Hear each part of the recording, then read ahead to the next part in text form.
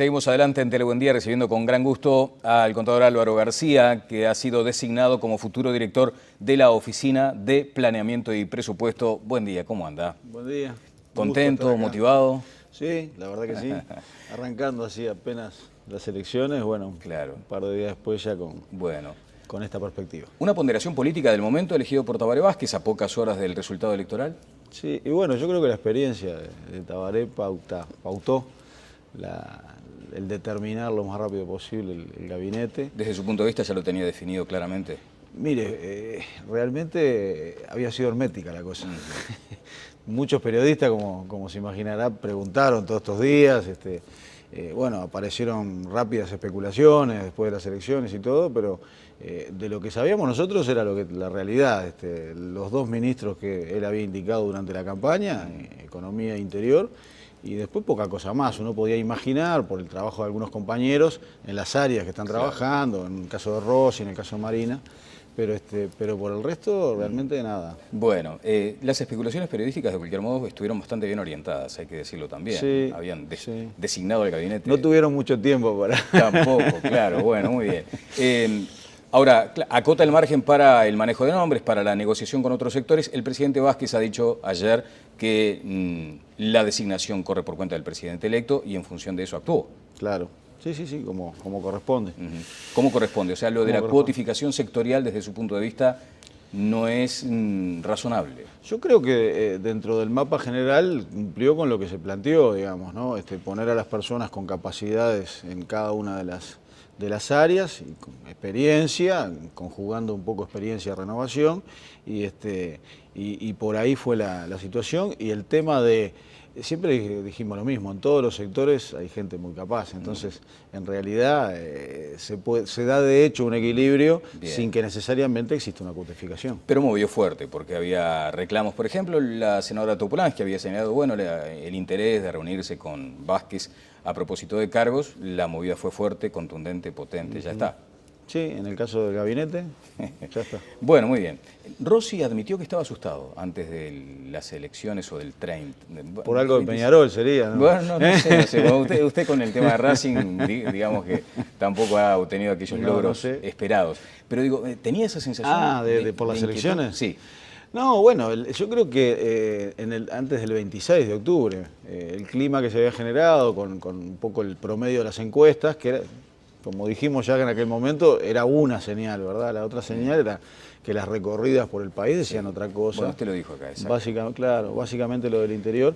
Costaba decirlo en aquel momento porque realmente con todas las encuestas prácticamente más o menos en los mismos promedios, y habiendo tenido un nivel de acierto histórico importante, nadie pensaba que iba a pasar lo que pasó. Pero teníamos mucha confianza, inclusive hasta la propia experiencia de Tabaré, que nos decía todo el tiempo, bueno, básicamente la última recorrida por el interior, de que había lugares en los cuales había sido los mayores actos del frente de la historia. Permítame recrear el clima del domingo en el Four Points. No hubo euforia. Bueno, tampoco hubo demasiada euforia en el mes de balotaje, ¿no? Hubo como la campaña como que se pinchó un poco, como que bajó. Bueno, descafeinada absolutamente porque el resultado estaba bastante fácil de pronosticarse, pero en el momento de la victoria se notó como cierta tranquilidad, mesura. Yo le digo como lo viví yo. El 26 de octubre fue un día, yo nunca había visto a la gente del frente tan alegre, digamos, ¿no? En la calle, cuando se dieron los resultados, inclusive antes de saberlo de la mayoría parlamentaria, digamos. La salida a la calle de la gente, mire que he estado en manifestaciones, he estado en actos, he estado metido en la gente hace 40 años. ¿Y usted veía efervescencia? Pero no, la verdad que nunca vi esa. Es muy difícil después de un pico así, volver a repetir una cosa. Sin embargo, el 30 también ahí en la explanada municipal, en la calle, había muchísima alegría, ¿no? Pero comparto, fue más tranquila la mesura, cosa. Más tranquila, sí. Ahora, mesura es una cosa, preocupación es la otra. O sea, supongamos que pasa ese momento de celebración de la victoria, hay que afrontar ahora una realidad compleja. No, y como siempre, son temas muy relevantes para la vida del país, para encarar hacia adelante. Y bueno, en el rol que a mí me toca acá, hay una serie de puntos que vamos a seguir impulsando porque es una continuidad, pero con un reimpulso, ¿verdad? Escoba nueva barre mejor, dicen, claro. y la renovación en la vida siempre se va dando. Bueno, Vázquez ha dicho y queremos aprovechar eso, que es un gobierno diferente, que será distinto a los demás. Una consideración, si me permite volver brevemente, sobre la integración del gabinete. Se habla de la edad, que ganó la selección senior, digamos. ¿Usted lo considera en esos términos, que de pronto era una oportunidad para la renovación? No, yo no creo que se haya perdido ninguna oportunidad. Me parece que esto es un gabinete que son 13 ministros, 13 subsecretarios, más algún cargo más, y después hay planteles de gobierno en los cuales conocemos un montón de gente de otras generaciones, de generaciones más nuevas, ya no la 83 como la nuestra, digamos, lo de las cincuentones, sino gente valiosísima de 40, 30 años que va a tener su lugar. Bueno, se entiende que hubo una reivindicación de la lealtad por parte del presidente Vázquez respecto a lo que fue su anterior gabinete y que había como una chance ahí de incorporar figuras nuevas. ¿Considera que fue la lealtad, el profesionalismo, digamos? Yo creo que es un equilibrio, hay incorporación de figuras nuevas, ¿no? Hay incorporación de figuras nuevas. Quizá no tan novedosa porque muchos estuvimos trabajando en el comando. Claro. Entonces ya son más cara conocidas de estos últimos tiempos. Bueno, si hay un extranjero en este momento en un hotel mirando el noticiero, o de pronto hasta si hay una persona joven que no sabe exactamente cuál es el rol de la OPP. Definamos primero los cometidos de ese paraguas. ¿Le llama a usted el superministerio o no? No, no, pero sería una especie de ministerio de planificación. Tiene rango ministerial, sí. Eso es primero, y es el ministerio que se ocupa, o la oficina que se ocupa muy cerca de la Presidencia de la República del planeamiento y del presupuesto, como su nombre lo indica, amén de otras cosas que se le fueron agregando después. Yo creo que acá hay un tema principal y primario que es reforzar, rescatar quizás el rol de planificación estratégica del Estado uruguayo. O sea, que tenga más poder la OPP. No, que la OPP ayude a todo el Estado a visualizar a mediano y largo plazo las tendencias que van a suceder en el mundo, que van a suceder en la región, que van a afectar al Uruguay. Planificación estratégica, es decir, bueno, mirada larga. ¿Qué va a pasar, por ejemplo, con la evolución poblacional? ¿Ah? ¿Qué va a pasar, por ejemplo, con eso relacionado con los temas previsionales? ¿Qué va a pasar con los mercados en el mundo? O sea, ¿qué escenarios se plantean de acá a 20 años? ¿Qué tenemos que hacer hoy para llegar a ese momento de la mejor manera? Más planificador que vinculado a lo presupuestal. No, todas las cosas. Sí. ¿No? Pero hay énfasis, por ejemplo. Yo quiero hacer un énfasis especial en esto, sí, Daniel. Me parece que es muy importante. El país tuvo la CIDE, por ejemplo, claro, en la década del 60. Yo creo que hay... no sé el formato todavía, pero estoy tentado a hacer una convocatoria de las mejores cabezas del Uruguay, ¿verdad? Para por supuesto, sin importar color político ninguno, pero para pensar el Uruguay a largo plazo. Ahora, se había creado una institucionalidad por la vía legal y, sin embargo, como que se empantanó en este tiempo. ¿Se había creado institucionalidad? Sí, en el sentido de buscar también despegarse en cuanto al desarrollo, convocando. Sí, ha habido distintas iniciativas, sí. ¿No? Por ejemplo, en el primer gobierno de Tabaré, desde la OPP mismo se hizo un trabajo Uruguay 2030. Ajá. Entonces ahí se establecen determinados escenarios. El más probable, algunos otros que pueden suceder. Yo qué sé, Sudamérica, por ejemplo, es una región del mundo que va a tener un rol estratégico en el futuro, sin lugar a dudas. Ese es un área. Después hay otras áreas que tienen que ver más con lo Bueno, pero usted entonces pretende una convocatoria, digamos, del estilo de la CIDE. Y a mí me gustaría, estamos pensándolo, digamos, ¿no? Fuimos nominados ayer, pero creo que el Uruguay necesita eso, ¿no? Bueno. Necesita tener una instancia así permanente de pensamiento. Bueno, decíamos que se afrontan ahora los desafíos, las circunstancias presupuestales también.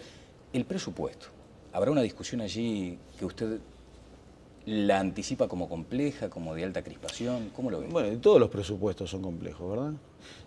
Hay un axioma en economía que dice las necesidades son infinitas y los recursos son escasos. Y siempre va a suceder eso. Pero en este caso, por ejemplo, uno de los cuestionamientos que surgió en la campaña electoral es que se estaba prometiendo por encima de los recursos que finalmente pueden obtenerse. Bueno, hay una serie de propuestas de campaña que, como se plantearon, se ha hecho el compromiso y se van a cumplir.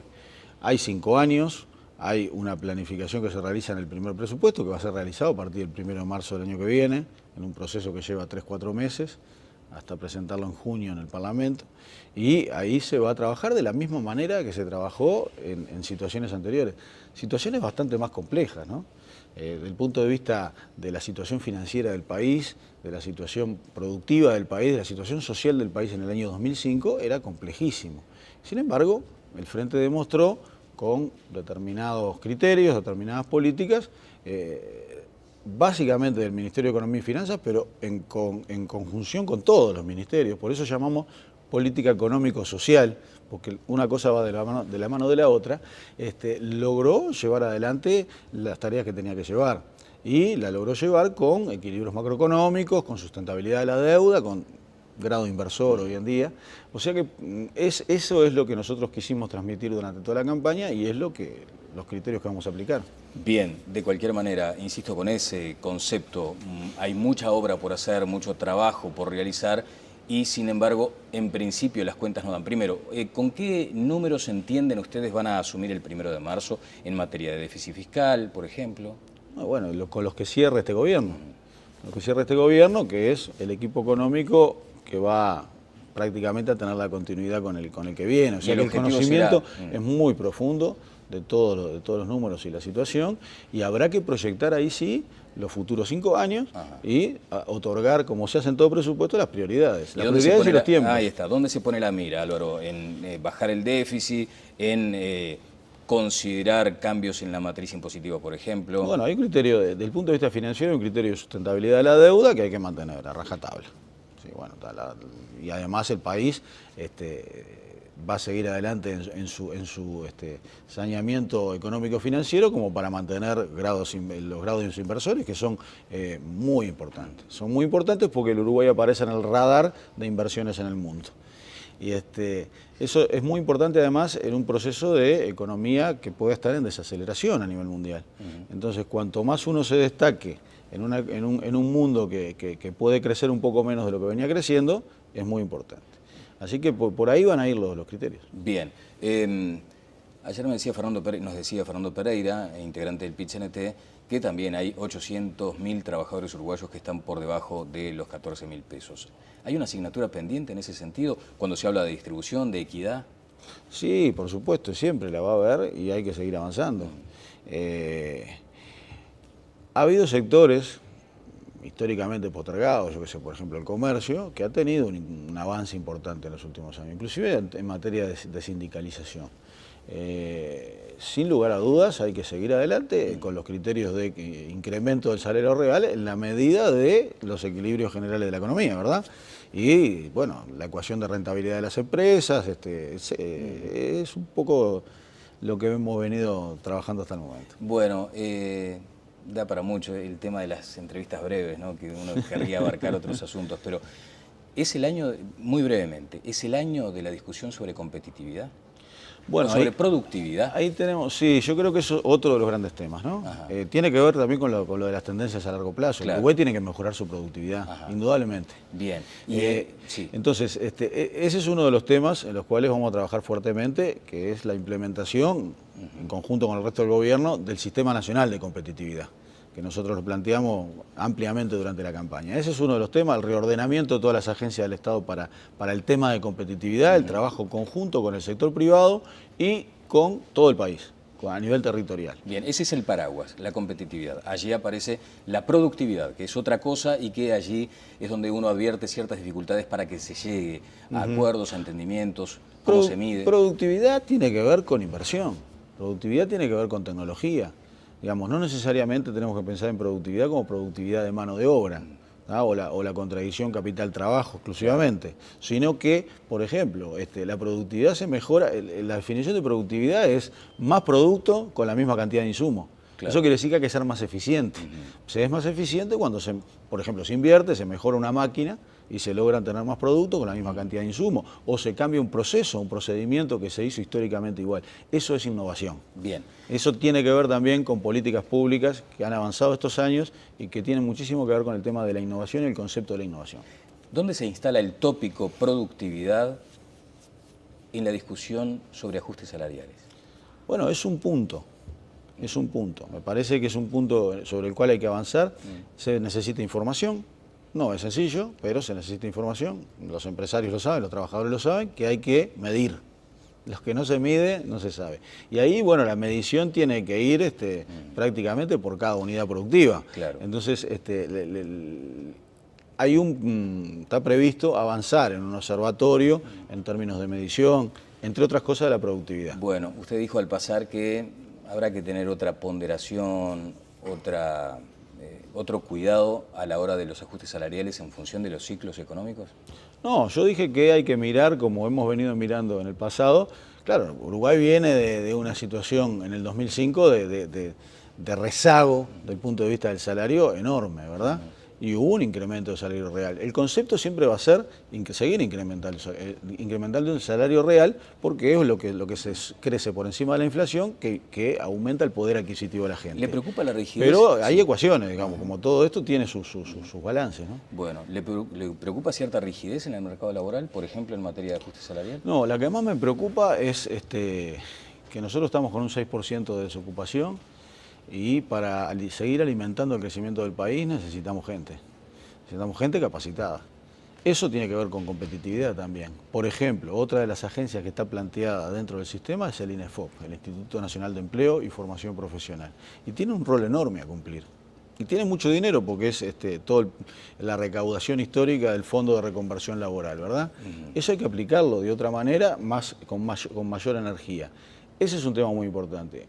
Hablábamos de tendencias poblacionales al principio, y bueno, si el país sigue creciendo, quizás haya que pensar en una política inmigratoria, ya sea de uruguayos que retornen, ojalá cada vez más, o de extranjeros. Y hay que ver, bueno, esto está escrito en otros lugares del mundo, en otros países que lo han hecho, de ver qué tipo de selección se hace, qué gente necesitamos. Es muy importante ese tema. ¿Hay que incentivar a la capa media para que tenga más hijos? Bueno, eso creo que es un tema que roza prácticamente lo personal, lo íntimo, claro, las decisiones individuales, ¿no? Claro, pero usted sabe a qué me refiero, ¿no? Porque en algún momento hubo una consideración en función de estas cuestiones demográficas, de decir, bueno, pero a ver, acá hay una clase media que está... Yo le voy a decir una cosa, mire, históricamente hay una canción preciosa de Daniel Biglietti que dice, se precisan niños para amanecer. Claro. En los últimos años el país ha venido creciendo mucho el tema de los niños, pero básicamente en la reproducción de la pobreza. Ese círculo vicioso hay que cortar. Entonces, ha bajado enormemente, digamos. 2 de cada 3 niños del Uruguay hace 10 años estaban bajo la línea de pobreza. 2 de cada 3. Hoy en día estamos con 1 de cada 5. Es mucho todavía. Entonces, sin lugar a dudas, yo creo que toda la población debería tener, y la población que tiene un mejor pasar económico, sin lugar a dudas. Es un tema de alta complejidad que a veces cae en el simplismo de decir hay que aumentar la edad de jubilación. Usted también lo dijo al pasar. Es un tema a considerarse, digamos. Yo creo que hay que mirar las tendencias a largo plazo, ver hacia dónde va el país. Uno mira más claro si ve así, ¿no? Si dice, si uno va en un auto y dice, bueno, me voy a estrellar, si no doblo, me voy a estrellar contra aquel muro, tengo que doblar. Por lo tanto, la mirada larga, las luces largas ayudan a visualizar. Las luces largas, pero en 5 años, por ejemplo. Yo no puedo anticipar ninguna conclusión en eso, claro, porque hay que estudiar. Pero el país tuvo una reforma previsional en el pasado, hay que ver eso, qué números van a dar hacia adelante, hay que ver cómo va a evolucionar la población del Uruguay. Entonces, en función de eso, hay que ver también las nuevas modalidades de vida, ¿no? Yo qué sé, yo tengo 53 años. Y aspira por no me pienso retirar por muchísimo tiempo más, la verdad. Capaz que es una fantasía de uno, pero uno se sigue sintiendo joven. Y creo que hay muchísima gente hoy, ya no es lo mismo hoy, saliendo de la pregunta suya, ¿no? Pero es bastante objetivo, ya no es lo mismo hoy tener 70 años que hace 40 años, ¿no? creo que es bastante diferente, uno se sorprende, a veces va y habla con la gente y, no, pero no representás esa edad. Y bueno, ha cambiado mucho la calidad de vida, me parece, Bueno, en ese sentido. pero el ruidito a crujido de estructura se siente, ¿no? Porque sería una modificación importante. No sé, bueno, hay que ver cómo. Cuanto más se anticipen las cosas, Daniel, se pueden ir gradualmente llevando mejor. Bueno. Pero no anticipo nada en esto, ojo, simplemente es. O sea, para concluir, sí. Este es un tema de los temas que preocupan a cualquier país en adelante, digamos. ¿Usted ¿no? entiende que en 5 años no debe necesariamente quedar resuelto este aspecto, por ejemplo, este aspecto puntual? Yo creo que no sé, hay que verlo, hay que sentarse a mirar para adelante. Bien, acá mismo usted en la entrevista anterior estuvo analizando o considerando algunos aspectos vinculados al programa del Frente Amplio. Creo que el programa del Frente Amplio es ahora donde adquiere mucho más importancia. Y allí estaba el tema impositivo, ¿no? Y esa eventualidad de que hubiera algunos ajustes. ¿Sobre eso algún comentario al principio, más allá de que después le voy a hacer No, una lo pregunta? mismo que se planteó en la campaña, digamos, no se prevé ningún ajuste impositivo, salvo el anunciado del impuesto a primaria para los bienes rurales mayores de 200 hectáreas. En aquel momento le pregunté sobre el IRIC y usted entendía que eso no estaba planteado. No está planteado, definitivamente. El IRIC lo eliminamos en el 2007. No, perdón, estoy hablando el IRAE. del IRAE. Impuesto a la renta de las actividades empresariales. No, yo ahí lo que dije y lo que he dicho y lo que sigo diciendo es que es un impuesto. Antes existía el IRIC, que era Industria y Comercio, Impuesto a la Renta de Industria y Comercio. Después pasó a existir el IRAE. Inclusive algún oyente tuiteó algo, porque hubo una confusión ahí entre IRIC e IRAE. Perfectamente. No, está claro. Bueno, se creó el impuesto a las actividades empresariales porque hoy en día prácticamente no hay ninguna actividad económica que sea o primaria o secundaria o terciaria, o que sea solo del agro, o que sea solo de industria. En general están mezcladas. La cadena tiene algo de agro, algo de industria, algo de servicio. Entonces se entendió que también todo el agro, que históricamente tenía una tributación diferente con otros esquemas, había que incorporarlo al tema de actividad empresarial. Es lógico, claro. Absolutamente lógico. Claro, en la industria, en el comercio, hay una cultura histórica de impuesto a la renta, de la liquidación, etc. En el agro, ahí hubo un crujido, digamos, porque hubo que cambiar de sistema, ¿verdad? De lo que era anterior al nuevo sistema de impuesto a la renta. Yo creo que ahí tenemos para avanzar, con ese mismo impuesto me parece que hay para avanzar en temas de evasión. Nosotros hemos venido avanzando mucho en el IVA, por ejemplo. En la caída de la evasión del IVA se mide, la DGI lo mide hace años y viene permanentemente cayendo. Yo creo que en el IRAE el país tiene más para recaudar con el mismo impuesto, las mismas alícuotas, sin tocar absolutamente nada. Sin aumentarlo. ¿Ya? Sin Claro. aumentar el IRAE. Sí, claro. Controlando la evasión. Y bueno, por supuesto. Uno de los pilares de la reforma tributaria fue la búsqueda de mayor eficiencia tributaria. Bueno, el viejo pilar aquel de que paguemos todos, claro, para que todos paguemos menos, siempre estará vigente. Bueno, el futuro ministro de Transporte ha dicho, bueno, el desafío del tema de infraestructura es impresionante. Ha hablado de 3.000 millones de dólares como shock de inversión necesario. Hay que sacar plata de algún lado. El que usa paga. Volvió también esa especie de paradigma. Bueno, hay que ver dónde, sí, ahí también hay que determinar dónde puede haber obras nuevas que impliquen un beneficio económico, inclusive pagando para el que las use, digamos, ¿no? ¿Y eso que está, ese impuesto, qué es? Bueno, no.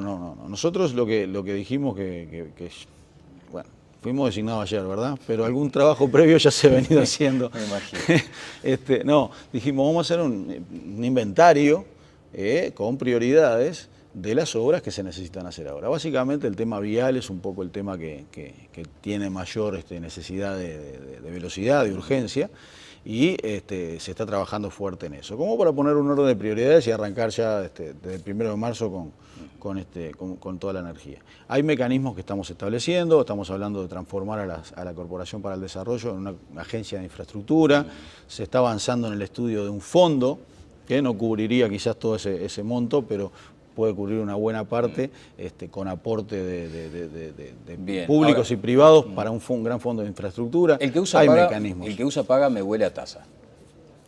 Bueno, no sé, no me quiero meter en el área. Ahora tenemos esa posibilidad. Como ya están designados los ministros, uno puede empezar a discutir. No me quiero meter en el área. Pero se va a meter. El ministro designado. La OPP tiene también esa capacidad un poco de ir, no digo como un gran hermano, pero...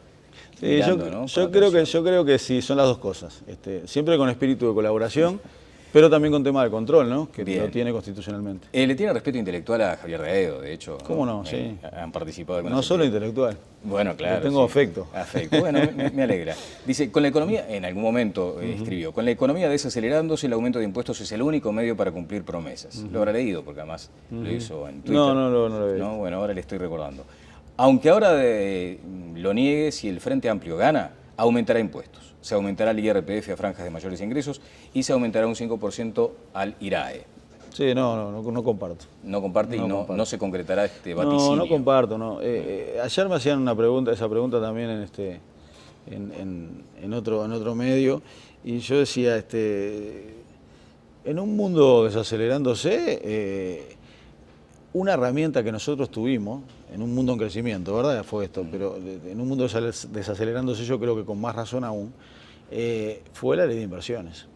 La ley de inversiones provocó, con esa renuncia fiscal, provocó un incremento importante de las inversiones, que es un tractor fundamental del crecimiento.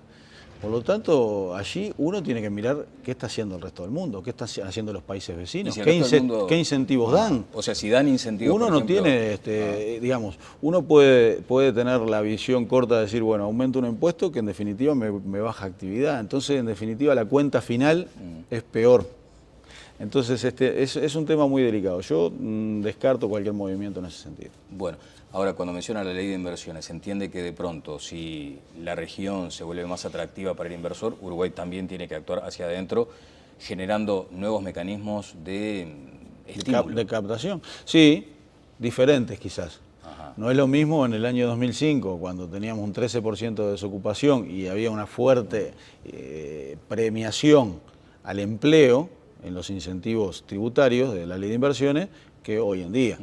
Por lo tanto, y eso ha venido variando, es una herramienta muy flexible y seguramente lo sigue haciendo. Si me permite, voy a comentar algunos datos de la CEPAL. Uruguay cerrará 2014 creciendo muy por encima del promedio de los países de América Latina, un 3,5 estima CEPAL, aún por encima de lo que estima el actual gobierno, ¿no? Las actuales autoridades.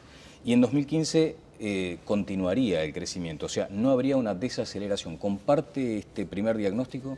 Bueno, la CEPAL ha sido un organismo que en general tiene sus muy buenos equipos y esto se trata de pronósticos, ¿verdad? Sí. Pero es muy respetable, por lo tanto es muy atendible. Bueno, o sea que eso de, bueno, el viento de cola para usted le suena feo también, ¿no? Bueno, ya lo discutimos la otra vez, ¿no? Ya lo analizamos, mejor Exactamente. dicho. Bueno, Álvaro, finalmente, hay algunos hierros candentes que quedarán para que los tome el futuro gobierno. Por ejemplo, el asunto de Alatiri, hierro caliente, si los hay. Yo diría más que nada el tema del hierro en el Uruguay, ¿no? Por eso. No es el único tema, son temas fundamentales, tienen que ver con lo de largo plazo. El tema del hierro, Uruguay país mineral, el tema del petróleo, Uruguay país petrolero, son paradigmas, son preguntas que nos cambian la visión de lo que todos los uruguayos tenemos históricamente en nuestro país. Perdóname la interrupción y después quiero detenerme en el hierro porque además es lo de debate más público. ¿Qué se hace con lo que se obtenga por petróleo? Imaginemos que de 2015 al 2020 efectivamente se confirma, se concreta. Mire, Daniel, este es un tema extremadamente delicado. El petróleo es una bendición, pero puede transformarse en una maldición. Entonces depende cómo los países lo encaren. El Uruguay tiene una tradición de muchísima seriedad, de muchísima responsabilidad en este tema, y hay países que lo han tratado bien. Convocando, hay países por ejemplo, que han tenido, a todos. países que han tenido experiencias de pasar de un día para el otro, no nunca es de un día para el otro, ¿verdad? Pero de pasar de una situación de encontrarse con una riqueza que antes no tenía. Por lo tanto, han recorrido camino, han aprendido. El impacto que puede generar una situación de ese tipo es un impacto muy grande, que abarca a toda la economía y la sociedad de un país. ¿Que justifica convocar a todas las fuerzas políticas? Sí, por ejemplo, sí, claro. Sin duda. Bueno. Sí, yo creo que tiene que participar todo el mundo, inclusive de vuelta las personas más capacitadas e inclusive la capacitación de gente que no tenemos en esos temas, ¿no? O que tenemos en cantidades muy pequeñas. Son jugadores muy grandes a nivel mundial, son compañías de las mayores del mundo, muchas veces mucho más grandes que el propio país, por lo tanto el país tiene que estar muy claro en ese tema. Bien, sobre Alatiri un comentario final, Álvaro. No, digamos, sobre el hierro, porque Sobre el hierro. la explotación del hierro es una riqueza del país, hay una ley de minería de gran porte, que creo que es una muy buena ley, establece una determinada ecuación económica, establece la creación de un fondo para generaciones futuras, atiende el tema ambiental de manera como hay que atenderlo. Yo creo que acá no hay que tener anteojeras en esto, ¿no? Me parece que no podemos negarnos a explotar una riqueza y tampoco podemos hacer cualquier cosa. El Uruguay es un país natural, tenemos que seguirlo manteniendo, tenemos que seguir fortaleciendo esa idea, tenemos que cuidar este país para las generaciones futuras, por lo tanto hay que ser muy responsable en cualquier tipo de explotación de estos recursos. Bueno, no le temblará la mano si tiene que firmar en su condición de director de la OPP lo que será. No, porque lo que vamos a hacer es, digamos, tener la tranquilidad de que vamos a estar tomando la mejor decisión en cada momento, sin lugar a dudas. Yo no sé qué me tocará firmar en esto, pero... Sí, bueno, vamos a ver, pero realmente creo que el concepto es importante. Si uno quiere hacer crecer el país, para que toda la gente viva mejor, no puede dejar de explotar algunos recursos. Bien. Tiene que, digamos, y tiene que atender muy bien lo otro. Se pueden hacer las dos cosas al mismo tiempo. Hay que pagarle a los jueces, ¿eh? Apenas ¿Hay qué? Hay que pagarle a los jueces. ¿A qué jueces? Y a los jueces que están demandando esta circunstancia de equiparación salarial con los ministros. El tema judicial. Bueno, me cambió de tema y no seguí con el tema anterior. No se distraiga, porque es un tema, ¿no? Sí, yo no voy a opinar sobre ese tema ahora porque sé que se están conversando y no quiero incluir ningún elemento adicional. Tengo mi opinión. No puede darme el título, digamos. No. Prefiero no porque se está definiendo en estos días, no quiero intervenir. Bueno. ¿Hubo error? ¿En el planteamiento este? Sí, en esa redacción. Yo le voy a decir solo una cosa. La idea original era tratar de equiparar un poco el tema de los ministerios, que estaba extremadamente bajo. De los ministerios. Muchas gracias. Por lo menos la historia que yo tengo de eso. Bueno, que pase muy bien, ¿eh? Bueno, muchísimas gracias. Me pregunta alguien por acá, ¿mantendrán las cuentas de Twitter los jerarcas de gobierno? No sé, sí, supongo que sí. Sí, supongo que sí, ¿por qué no? Es una buena manera de comunicarse. Hay que saber usarlo también, Claro. ¿no? Bueno, es un termómetro instalado ahí, ¿no? Hay veces que hay algunos que son medio mono con metralleta ahí. Es una herramienta, el Twitter, hay que saber usarlo. Bueno, muchas gracias. Bueno, no, gracias a usted. El contador Álvaro García, futuro director de la Oficina de Planeamiento y Presupuesto, estuvo con nosotros. Pausa y seguimos adelante en Telemundo.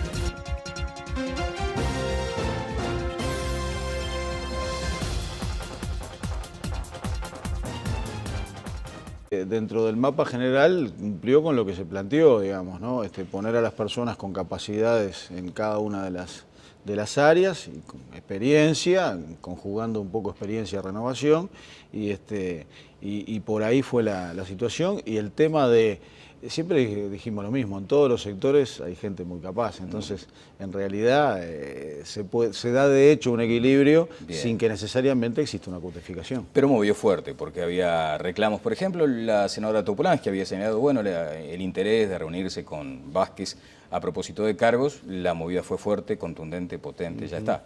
Sí, en el caso del gabinete, ya está. Bueno, muy bien. Rossi admitió que estaba asustado antes de las elecciones o del 30. Por algo de Peñarol sería, ¿no? Bueno, no sé. Bueno, usted con el tema de Racing, digamos que tampoco ha obtenido. No hubo euforia. Bueno, tampoco hubo demasiada euforia en el mes de balotaje, ¿no? Hubo como la campaña como que se pinchó un poco, como que bajó. Bueno, descafeinada absolutamente, porque el resultado estaba bastante fácil de pronosticarse. Pero en el momento de la victoria, se notó como cierta tranquilidad, mesura. Yo le digo como lo viví yo. El 26 de octubre fue un día, yo nunca había visto a la gente del frente tan alegre, digamos, ¿no? En la calle, cuando se dieron los resultados, inclusive antes de saber lo de la mayoría parlamentaria, digamos. La salida a la calle de la gente, mire que he estado en manifestaciones, he estado en actos, he estado metido en la gente hace 40 años. Y usted veía efervescencia. Pero no, la verdad que nunca vi esa. Es muy difícil después. Aquellos logros esperados. Pero digo, ¿tenía esa sensación? ¿Por las elecciones? Sí. No, bueno, yo creo que antes del 26 de octubre, el clima que se había generado con un poco el promedio de las encuestas, que era, como dijimos ya en aquel momento, era una señal, ¿verdad? La otra señal era que las recorridas por el país decían otra cosa. Bueno, usted lo dijo acá, básicamente lo del interior. Costaba decirlo en aquel momento porque realmente con todas las encuestas prácticamente más o menos en los mismos promedios, Y habiendo tenido un nivel de acierto histórico importante, nadie pensaba que iba a pasar lo que pasó. Pero teníamos mucha confianza, inclusive hasta la propia experiencia de Tabaré, que nos decía todo el tiempo, bueno, básicamente la última recorrida por el interior, de que había lugares en los cuales había sido los mayores actos del frente de la historia. Permítame recrear el clima del domingo en el Four Points.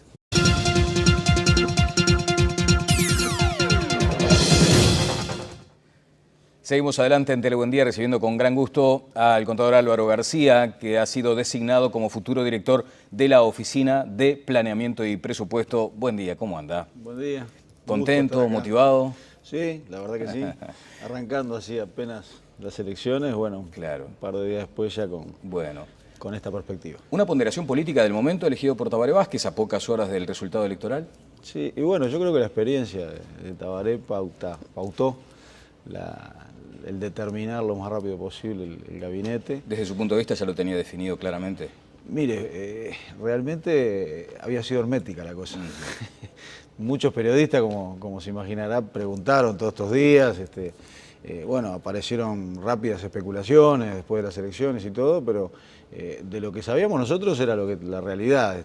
Los dos ministros que él había indicado durante la campaña, Economía e Interior, y después poca cosa más. Uno podía imaginar, por el trabajo de algunos compañeros, en las áreas que están trabajando, en el caso de Rossi, en el caso de Marina, pero por el resto realmente nada. Bueno, las especulaciones periodísticas de cualquier modo estuvieron bastante bien orientadas, hay que decirlo también. Sí, habían designado el gabinete. No tuvieron mucho tiempo para... Tampoco, claro, bueno, muy bien. Ahora, acota el margen para el manejo de nombres, para la negociación con otros sectores. El presidente Vázquez ha dicho ayer que la designación corre por cuenta del presidente electo y en función de eso actuó. Claro, sí, como corresponde. ¿Cómo corresponde? O sea, lo de la cuotificación sectorial desde su punto de vista no es razonable. Yo creo que